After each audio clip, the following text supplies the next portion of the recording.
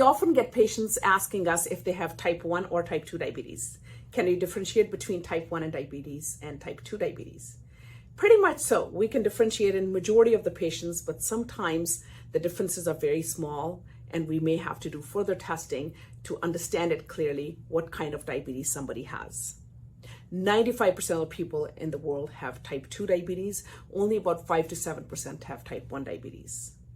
The biggest difference is type 1 diabetes patients have damage of their insulin producing cells because of autoimmunity, where the body reacts against their own beta cells and stops their capacity to make their own insulin. Therefore, they're insulin dependent. That means whenever they get diagnosed, they have to go on insulin right away and they have to stay on insulin for the rest of their life. Type 2 patients, on the other hand, usually are capable of making their own insulin until later stages of type 2 diabetes in most cases. And in some cases, it starts early. And in some patients, they have insulin making capacity throughout till the end and they never need to go on insulin. So everybody with type 2 diabetes may have a very different presentation depending on their genetics, depending on their lifestyle, and depending on their own risk factors.